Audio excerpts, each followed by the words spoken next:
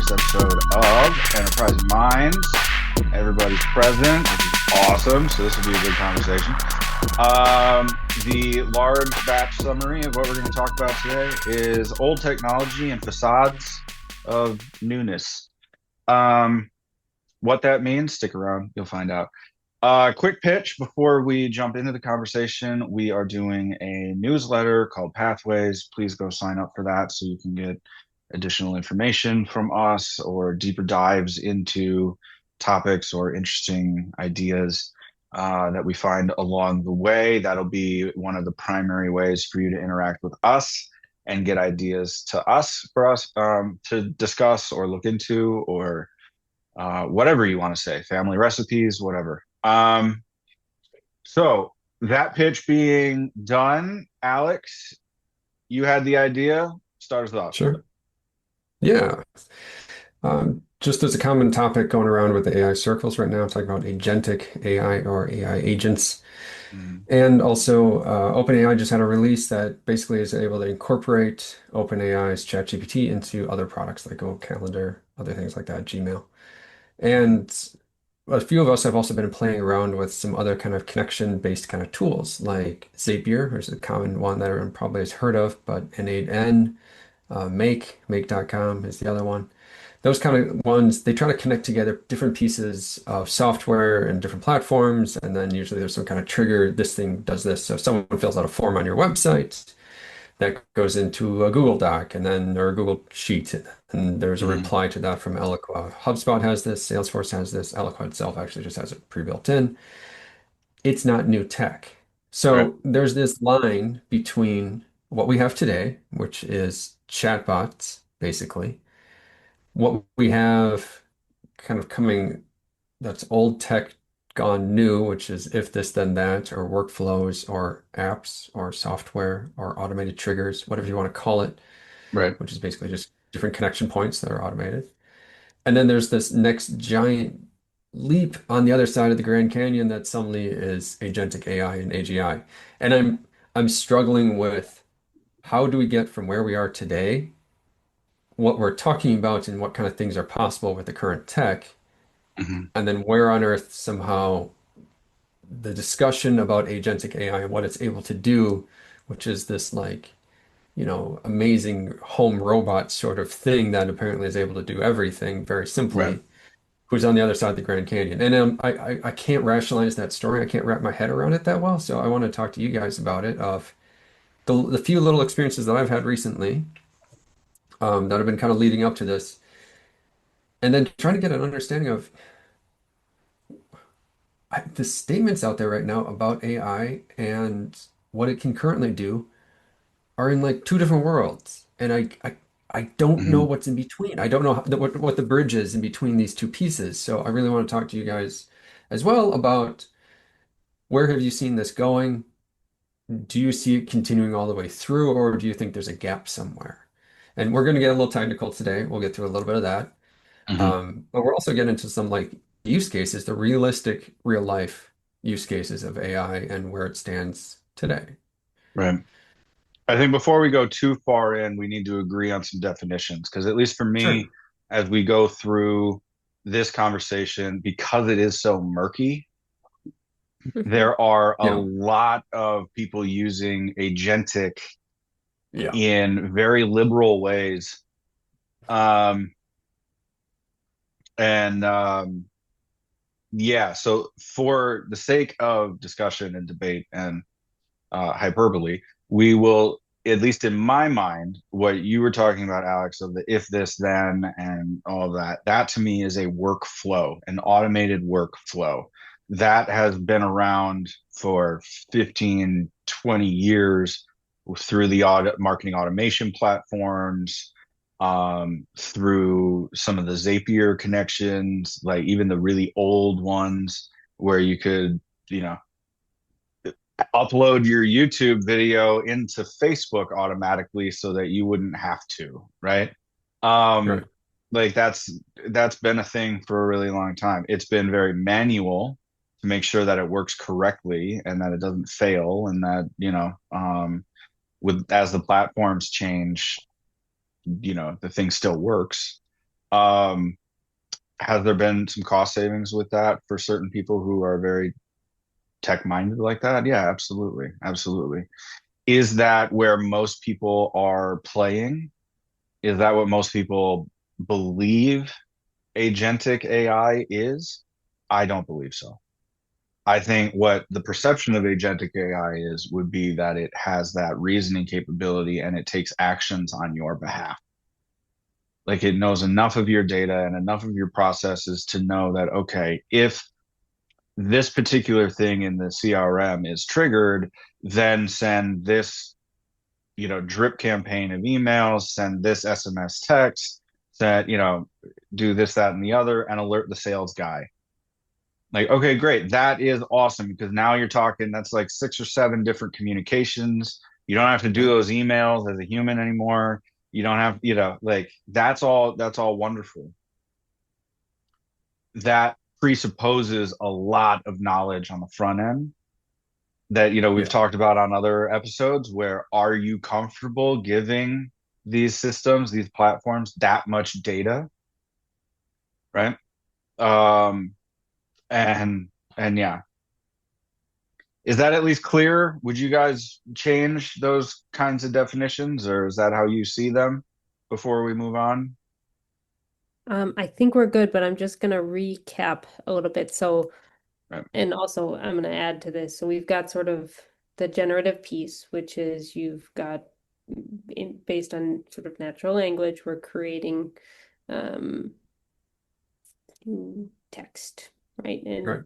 visuals. Mhm. Like there's that piece. You have automated workflows, which to your point, Dave, these are sort of sequential steps that are repeated in a specific order over and over and over Mhm. again, oftentimes with if then, so they can become more complex.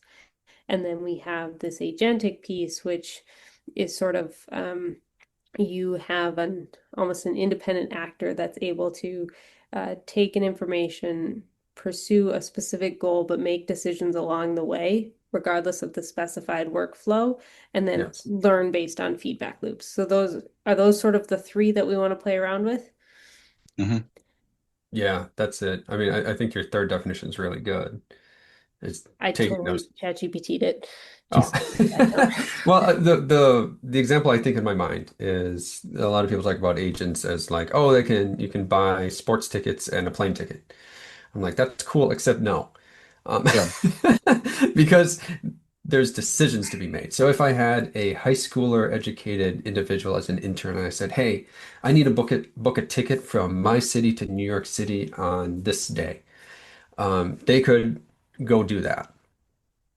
And they were like, oh, I got you a flight and the flight leaves at 8:50 a.m., which means you need to get to the airport a couple hours earlier, and the cost is going to be this. And your return flight will get you back around like 5 p.m. or something like that. And I'd be like, oh, those Mhm. are great times. That's great.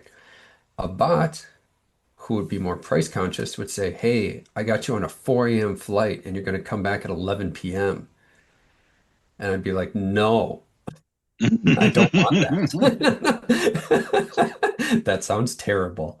Or like, I got you a rental. You're gonna have to take an Uber for 2 hours outside of the city, but there it is, and it's super cheap. No, I want one at the airport. I'm willing to pay more in that situation, but I'm not willing to pay a luxury amount. I'm willing to pay somewhere in between amount. And a high schooler would have the reasoning to say, oh, booking a 4 a.m. flight or a 5 a.m. flight seems a little weird. I should probably ask at least first.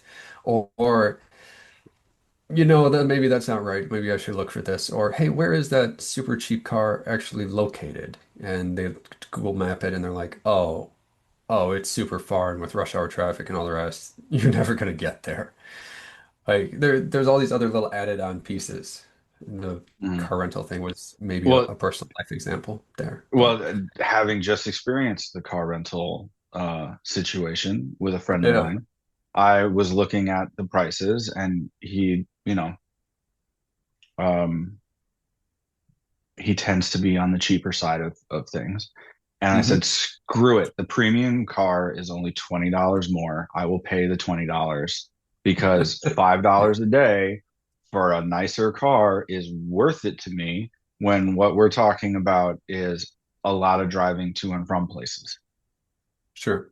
right? Because then So I you don't had, show up on my vacation and I get stuck in a, Volkswagen Golf with all of our luggage, with all of our, and we're just crunched. Like, nope, nope, not happening. That's not how I travel. yeah, which there's a lot of context there, and there's a Hmm. lot of nuance there as well, which I think that, to Ruthi's point of her definitions, I think that really gets into the agent that people are talking about versus the agent that we've seen a lot today, which is more of those automated workflows, which would be go to this website, find this thing, select it, go through this purchase process, use the Right. saved credit card, purchase it, which that's a workflow. There's I think a good line there. Ruthie? Some of the thoughts coming to mind as we talk through this, and I'm also thinking about Alex, your original question of sort of like what it can currently do and sort of what do we think it can do, or sort of where is it trending that it maybe isn't quite, but we see little bits and pieces of it is kind of how I see it. So first I want to just put a note that if you put a high schooler or intern on this, they might not have the full thought process. Oh, I know. Yeah. We might be Yeah. giving too much credit, but I think it's a really good analogy of like a workflow to me is more like an intern or Yeah. you're out, you have your documentation, you go execute said documentation. I'm Sure. Um, glad you brought that up you because I guys are didn't want talking to about oh question the intelligence of high schoolers publicly. So Depends thank on the you high for school. bringing that one up, Ruthie. I'm not I'm setting the bar low. Go ahead and jump. But then I think about like the sort of more agentic piece that we're talking more about an assistant or a trained Correct. coworker, right? It's Hmm. it's that extra layer. And what I notice is a couple of things. First is one of the we talked about this a little bit, Alex, of this convergence idea of you've got y- you've got the natural language, so now you can talk to your computer, which I think we brought that up too as an idea of like now you can speak to the computers. That's pretty cool. That alone does Mhm. some changes the game a bit. You can speak to the computer in order to execute on the automated workflow. So that addition now all of a sudden makes the automated workflow a bit more powerful. Or you might be able to create more automated workflows than you could before simply because me, a non-technical user, can now create automated workflows I couldn't before because I didn't have the Yep. technical chops. So that's kind Yeah. of cool. And it's important to note that that alone is an upgrade than what we have before, but maybe it's not the dream yet. And so then I think about this agentic thing, and what I notice is if setting even work cases aside in my own personal use cases, um, when I'm using ChatGPT to find the latest recipe or figure out what I can make out of my kitchen or decide on paint colors, it's already doing that extra layer of asking me contextual questions. Maybe it doesn't presume to know all the time what the answer is before giving me the answer. And that I think is important. It's learning enough, or it looks like it's learning enough to be able to ask the follow-up questions related to the rental car thing, related to the airport. What is a convenient time to travel wouldn't shock me as a follow-up question that the current level of technology could do. So Hmm. that's where I go. I don't think we're that far away from the what we talked about as this agentic idea, and I suspect that it's already in practice in places um, where it can take information. It can say, okay, I think I know what I need to do. I can execute on it. I can ask for clarification if I need to before moving forward, and I can make a decision. Like I have seen a couple working examples of that. Um, so that's my 2 cents. Yeah. Yeah. So I was in a, okay, go ahead, Alex. No, no, taking a different direction. Go ahead, Dave. Okay. So I was in a conversation with somebody that, coffee talks, like I keep Fridays open for those kinds of things, right? Um, and we were talking about sort of what are the stages of AI or what are you thinking of that for like, individuals and um I know this has come up in certain conversations around like job interviews to show like, hey, you are AI first. Like let's classify the potential new hire on AI knowledge or awareness or whatever else.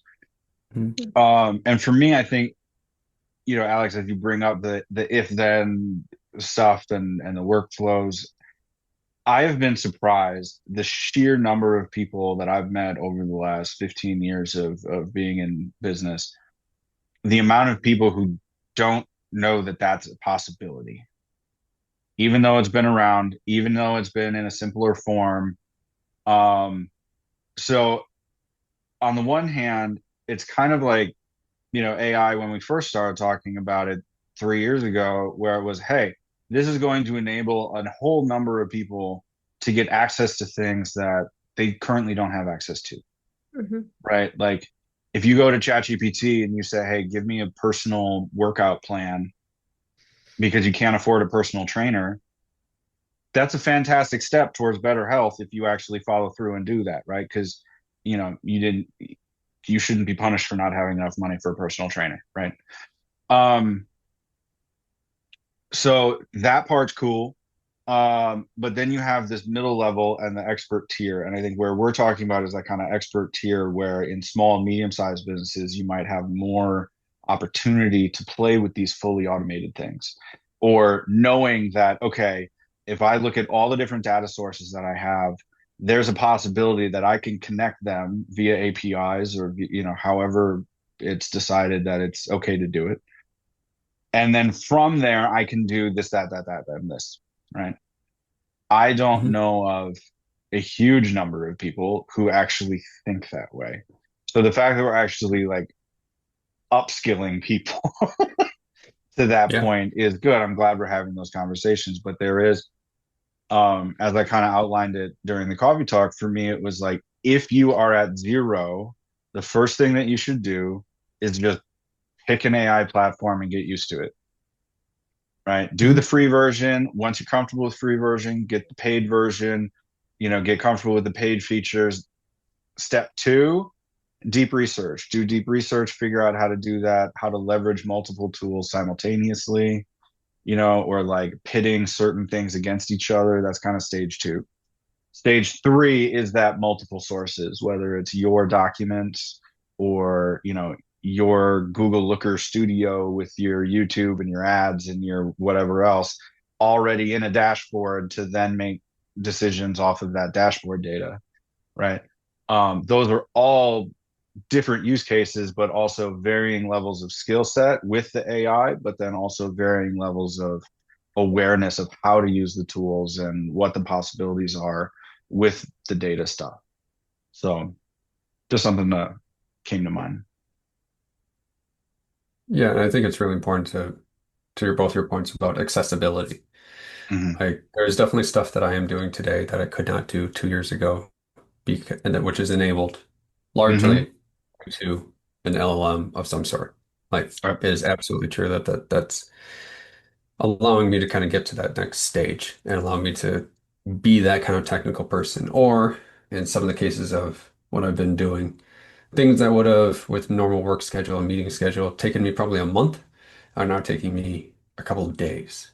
Right. Like that's a huge upgrade in troubleshooting, soundboarding, like somebody to like, chat against on this very, very deep technical topic and get advice on troubleshooting a technical thing. Hmm. That's tough. And especially like at my convenience, that's a huge difference. Like, yeah, maybe Hmm. I would have been able to pull some time with a particular developer and say, hey, can I grab lunch with you? Because yeah, I'm stuck.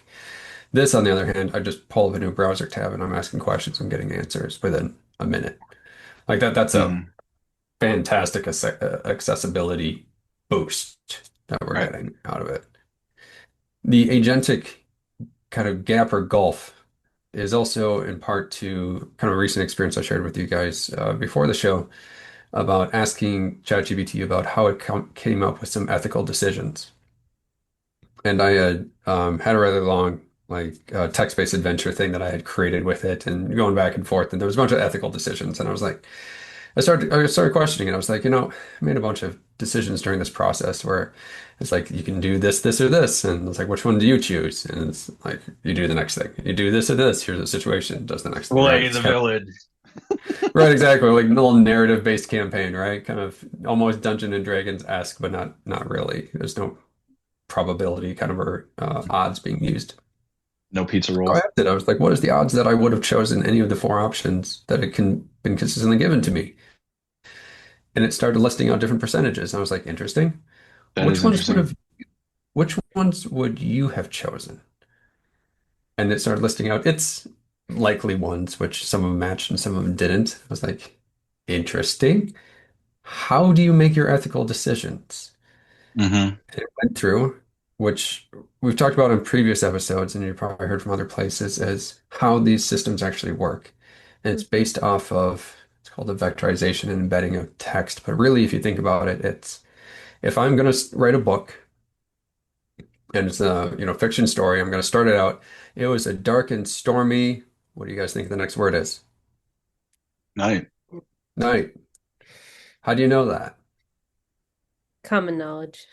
Because of Hmm. all the other books that start the exact same way. And that is basically, in short, how an LLM works. It looks at all the amount of information that it has, says what's the Hmm. most likely next phrase, and it basically picks that phrase. And it builds it out and it keeps on going. And different topics that are closer together are put together. So more likely we're going to talk about dark and stormy night versus dark and stormy, decade, century, room, whatever. And all those other words are basically farther away than the word night is. So it gets pushed in, and the word day is very far away because it doesn't make any sense at all in that context, right? So it's building out all these things, and it basically gets down to the point of it is looking at words, the relationship between them, based upon all the information it has, but it has no understanding of what the words mean. Right. It knows connection points, It's math. probability based, exactly connection points, where these words are more likely to be next to these words. And these words are more likely to be far away. So the far away ones we don't use, the ones that are close we do use, and it creates that. So it's giving you that generic kind of answer, best practices, and all the rest, because that's what it has.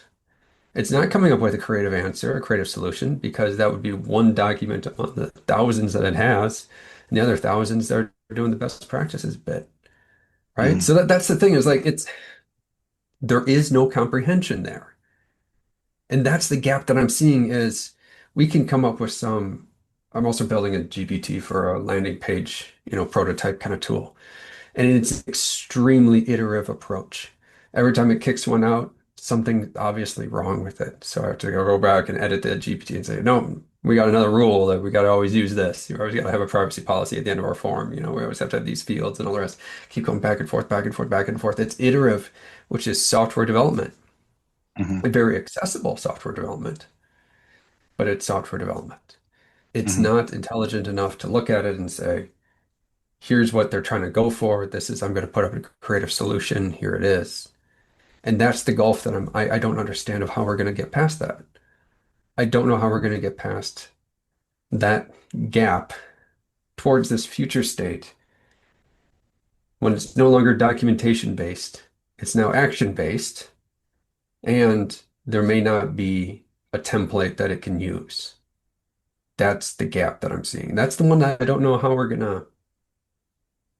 There has to be a different technology or something else that gets kind of built in. But I'm lost, man. I'm lost on how on earth we're gonna get from here to there. Like the Sam Altman's quotes about AGI and AI scientists next year and stuff like that. I don't know. I guess I just don't have the technical background, the information or something, but I don't know how we're gonna get there.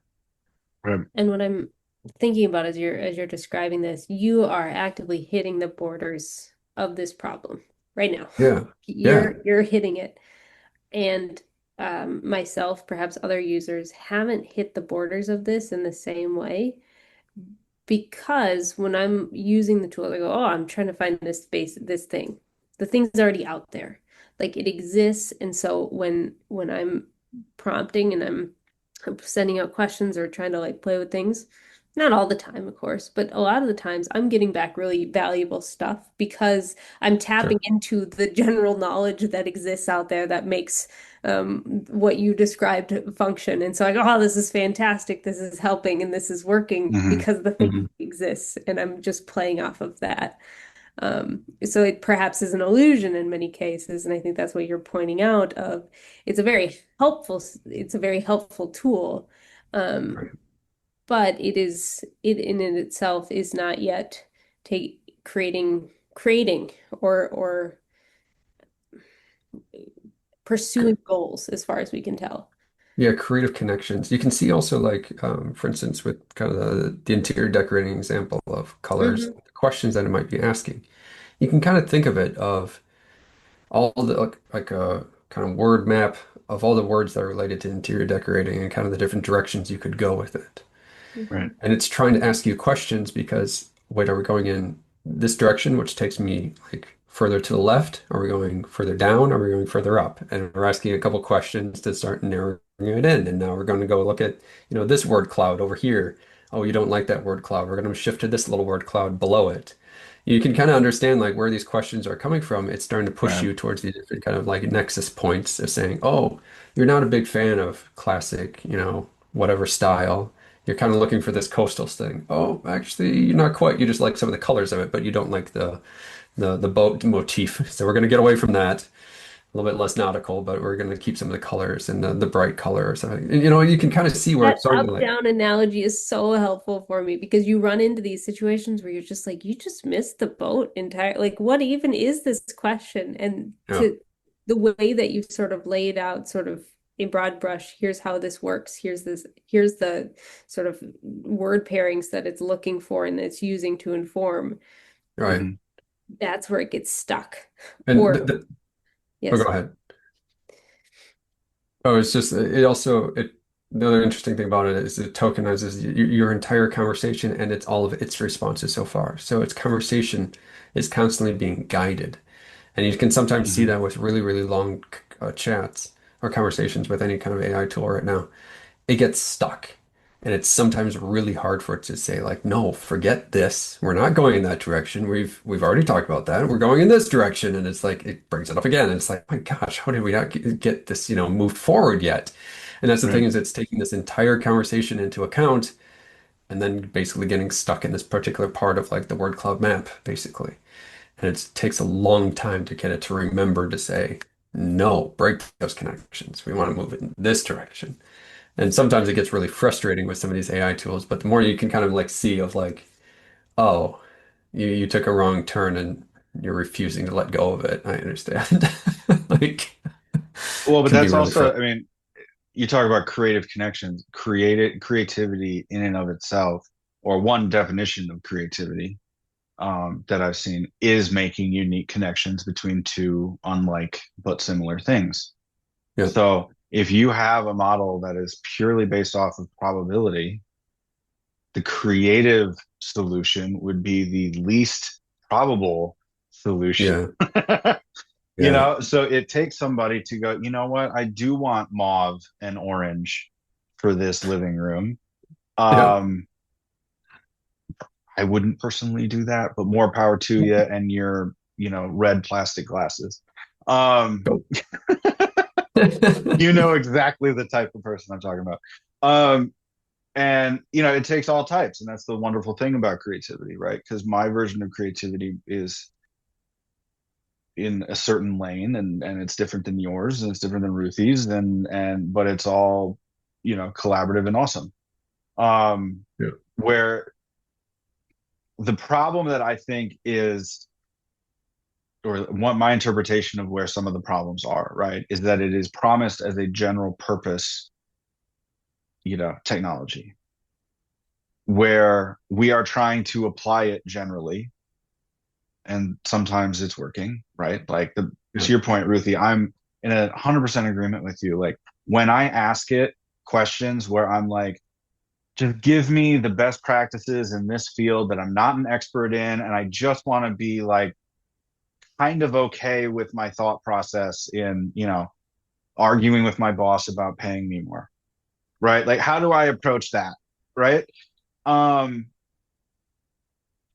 those kinds of things are it's wonderful for because then it's okay, it is kind of crowdsourcing general knowledge and expert knowledge and and giving me a good thing to think about and work through. If I'm trying to solve for how to make a less deadly chemotherapy thing. I don't need it to answer the HR problem, right? I need it to know about protein structures and radiation and whatever else goes into chemo. I don't know why I chose that because I'm totally not skilled and versed in any of that. But like um you want that vertical thing. And what was it, like a year ago, year and a half ago, it seemed like a lot of the news in the industry and a lot of the conversations the three of us were having was, okay, you have the general text, but then there are going to be these vertical AIs. Like you have your finance AI and your, banking AI and your medicine and manufacturing AI. And great, yes, and that, right? But it takes specialists to know where those guardrails are and where those limits are, right? The fact that you have thought a lot about ethics and morality in your life allows you to question these things in a better way than a lot of Americans.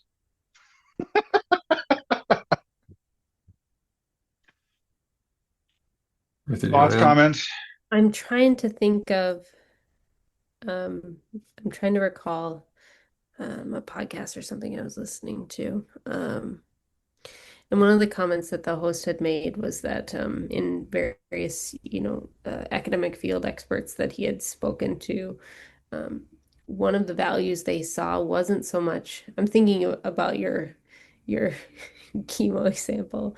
One of the values they saw in these tools wasn't so much that it was an expert in their field, but they were able to use it to ask better questions of themselves to be able to solve. Right. And so I think I think this is a really cool exploration of sort of what the limits are that we're seeing currently, or where it's not as good and what it is good at. And I've noticed this as well in interacting and my preference is for ChatGPT. I use Claude occasionally, and Google. When it's embedded. You guys, I think, use Gemini more than I do. But one of the biggest value adds I see is having it improve some of the ways that I'm thinking and pushing back, or have you thought of this? Have you thought of this? And Right. I Completeness. don't know that we've touched on that one as much as well, where it's not maybe it's tapping into the best practices thing. Maybe it's because humans are good at asking questions, and so it's sort of picked up on that. I'm not entirely sure, but that's a different type of value that I've seen. That's not the generative. It's not an automated workflow. It's not the sort of pursuing goals and sort of making decisions. It's the dialogue portion, which is a surprise. I didn't expect that when ChatGPT was first announced, that would be one of the main value adds for me. Yeah, I have to say Yeah. I'm in total agreement with you on that. And the being able to use it as kind of a strategic advisor, or like just that idea sounding board, Hmm. saves you guys from getting so many late night texts. Like you don't even know how much that these things have saved you. So, but it's like, cool, I Oh, don't have to annoy my friends anymore with these one-off ideas. Or, here's a weird thought. Um, because I can either choose to explore them on my own or just, leave them be. Because um I'll throw this out there and you guys can choose whether or not we talk about it today. But I know for me, one of the things that's sort of counterintuitive to all of this too is, I mean, we talk about using these things for productivity, and we want to be able to do this outcome based thing, like Alex, to your point of like building the landing page thing, and but then having to troubleshoot it so much because at that point, is it faster to just have built it yourself in the platforms that exist today, you know yeah. so there's that portion of it. But because I have access to the sounding board all the time, or the deep research things all the time, I can go chase after whatever wackadoo idea I have, and then I actually have to put up guardrails for myself to prevent intellectual burnout, because I'm able to chase whatever ideas I want or come up with whatever creative things I want. Or, like I have to actively go, you know what, shut up, go for a walk and listen to some music. Like get away from all of this because you're about to spiral. Yeah. Like, I feel it yeah. so hard, man. There's so many times where I'm like, okay, like, here's a situation I'm struggling with at work. Like, I'm trying to pull it Um, together, this kind of a thing and this kind of thing. And it gives me like, okay, here it is. Like, here's the code you need to implement, and here's the next 15 steps that you need to do. And oh, you want to, do a book launch or something. Here's like the 15 things that you need to do. And underneath of those, there's like 5 tasks each and all the rest. I'm like, great. yeah. I need to go to bed now. Because it's like that's I would love if it would just then do it.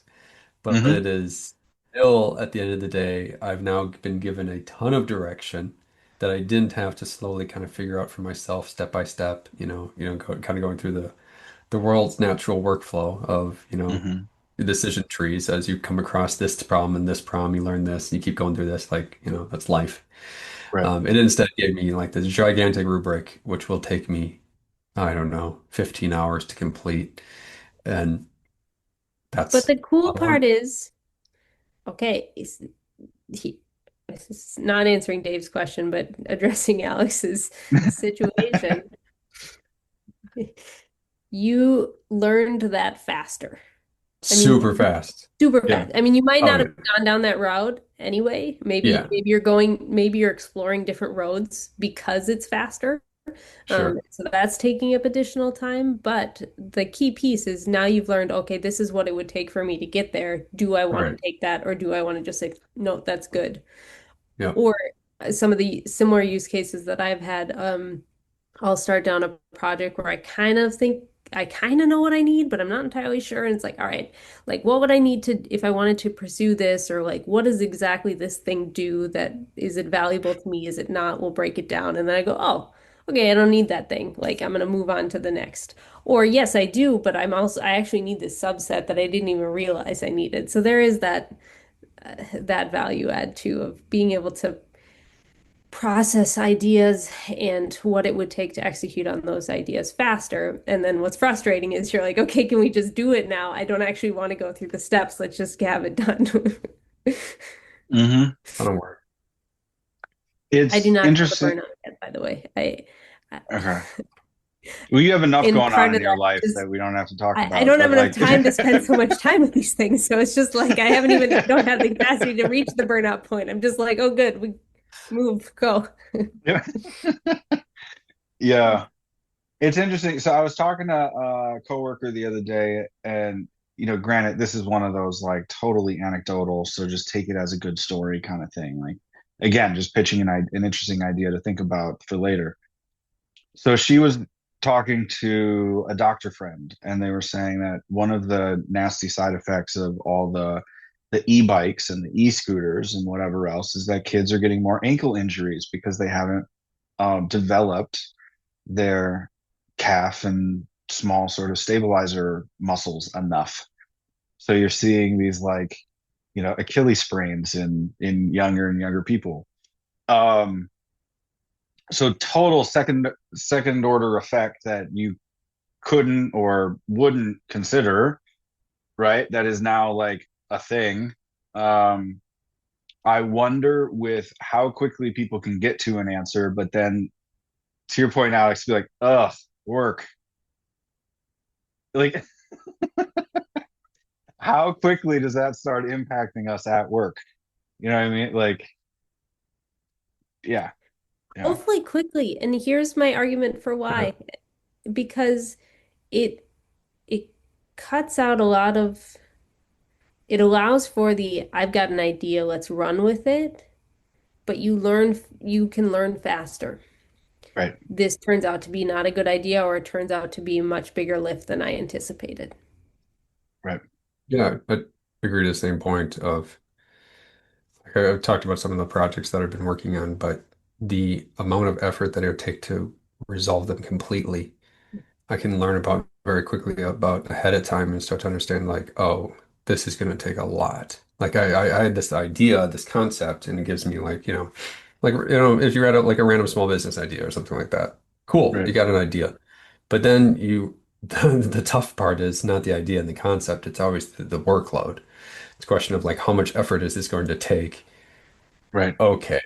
Like to be able to do those explorations, those sounding boards, I mean, advice, troubleshooting, you name it, absolutely amazing. I mean, no doubt on that one. Hmm. I wanted to get back to a side topic we had because we talked about creativity a little bit, and Hmm. there are methods and actually ways to make ChatGPT and other ones become more creative. So I wanted to mention that quickly about how there's kind of two main methods. One is continually asking it so that your conversation starts to go in that direction. So give me a more creative example, give me a different example, something more unique, and it'll start to actually broaden itself out. So there's a whole K count thing and all the rest, but it's basically talking about what words are close to the cluster that it's at. Think of that like word map kind of thing. Right. Um, it temperature wise, which is the technical phrase, basically keeps it very, very tight circle around which ones that it's going to basically include. And you can, even with any of them, you can ask about like what temperature you're currently using and which one should I make use to make a more creative solution.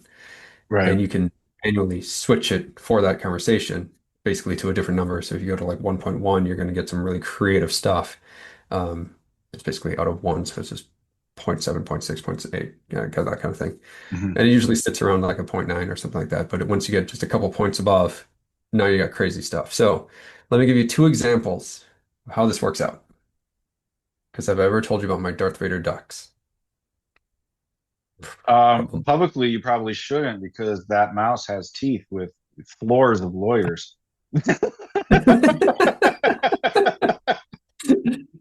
Well, blame ChatGPT for that. This falls into parody territory. I think you're good. It definitely is parody. So two situations that kind of show both methods. One was basically again during this kind of text adventure thing. It was a Star Wars based one, so I did a bunch of like random like Jedi's beating the Sith whatever kind of thing. It was like great, that's fun. Give me a more unique story, and it kind of gave me a little bit more. And I was like no no no no, give me more unique story, and it kind of gives me another scenario, another narrative. And eventually we got to this point where it said there was a disturbance in the Force at the zoo because there's a bunch of ducks that are parading around with little glow sticks as lightsabers, and they even have little black cloaks. And they are currently worshiping a duck that has possibly has Jedi powers, and you have to go investigate it. And I was like, that is hilarious. Yes, all about it. So eventually, my trope of little characters included, I can't remember what I called them. It was like the dark fuzziness or something like that. And I would send them on missions, and it would be hilarious because like you get these like super critical like ethical decisions, and I was like, no, no, no, throw the ducks at it, and then get a bunch of fuzzy ducks, waddling around with their little like glow stick lightsabers. It's adorable. But what that was an extremely long tokenized conversation that I was basically taking all of those elements, saying, okay, where are you kind of in this world? You're Right. asking for more and more unique, so I'm doing little shifts because you basically have narrowed, think of like a funnel. I'm not at the top of the funnel. I'm like darn near the bottom of the funnel. And it's just Right. going little bits, little shifts around in the bottom of that funnel, very, very, very small kind of circumference that it's working within. Hmm. Pause on that one. New scenario. I said, okay, that was fun. Weeks have passed. It's like, hey, let's do another Star Wars role play. Like, give me something unique. And I started messing with the temperature on it just to try to get it to go more unique because it was really struggling to give me something like that. And I was like, man, that was so fun. Like, why can't we just pick that back up again? And I switched the temperature just a little bit above to make it a little bit more creative. And I got Jedi witches who are made of glass, and you land on a planet where the trees change the time based upon the words you use. And I was like, whoa, whoa, whoa, whoa, we have gone too far here. Like, rein it back. And it couldn't. It just simply couldn't. It was going from all the way out to, as you were saying, wackadoo, all the way to like something much, much, much more normal in between. And You it have to be just, very careful with your enunciation on glass witches. This which is made of glass. How about that? Oh my gosh. It was so bizarre. But that's piece of it as well as where you have this, and Ruthie, you were saying before about how I was learning, where it's kind of like focusing in And if you have this conversation that allows it to focus in more and then allow it to be a little bit more creative and kind of push it in different directions, you can usually get like a little bit more of a controlled result. But if you start out from all the way back at the front, I mean, it goes between, what to do on a Saturday and go have a picnic at a park. And I was like, more creative. Okay, have a picnic on the sun. I was like, okay, somewhere in between. Like, seems to be a bit hot. exactly. It's like, let's try something. It's like the temperature control It is. on faucets, There's Oh, like there you this go. really, and this is a problem, right? You either have too cold or too hot, and there is the narrowest little band in which you actually want it to be. And it's exceedingly frustrating. We haven't even solved this faucet problem. Right.